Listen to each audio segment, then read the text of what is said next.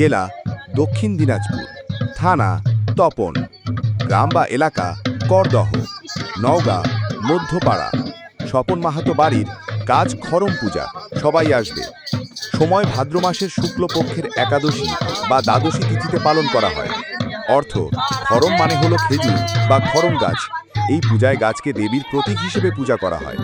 উদ্দেশ্য প্রকৃতি, ফসল, পরিবার ও সমাজের মঙ্গল কামনায় এই পূজা করা হয়।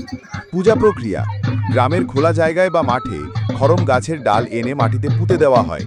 সেই ডালকে দেবী খরমাই হিসেবে পূজা করা হয়। নারীরা বিশেষভাবে উপবাস রেখে এই পূজা করে থাকে। গান, নাচ ও ঢোল মাদলের তালে গ্রামীণ পরিবেশ উচ্ছ্বরই হয়ে ওঠে। খরম পূজা মাহাতো সমাজের একটি বিশেষ উৎসব। খরম পূজা কি? মাহাতো সমাজে খরম পূজা একটি প্রাচীন লোকায়ত ধর্মীয় অনুষ্ঠান। ভাদ্র মাসে কৃষিকাজের শেষে গাছপালা, প্রকৃতি ও বিশেষত খরম গাছ বা খেজুর জাতীয় বা স্থানীয় পূজ্য বৃক্ষকে কেন্দ্র করে এই পূজা অনুষ্ঠিত হয়। তাদের মধ্যে প্রচলিত মূলত মাহাতো, কুর্মী, আদিবাসী ও কৃষিজীবী সমাজে এই পূজা দেখা যায়। পূজার উদ্দেশ্য প্রকৃতির প্রতি শ্রদ্ধা জানানো, ভালো ফসলের কামনা, গ্রামের সকলের সুস্থতা ও শান্তির প্রার্থনা।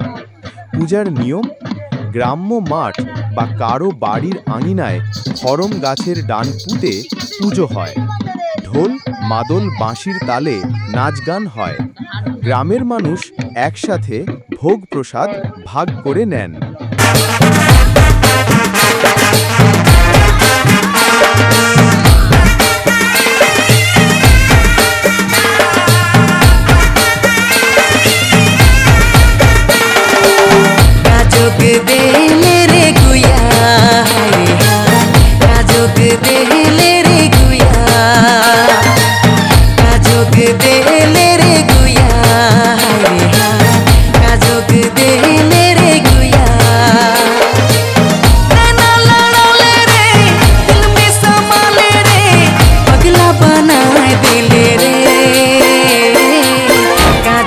पहले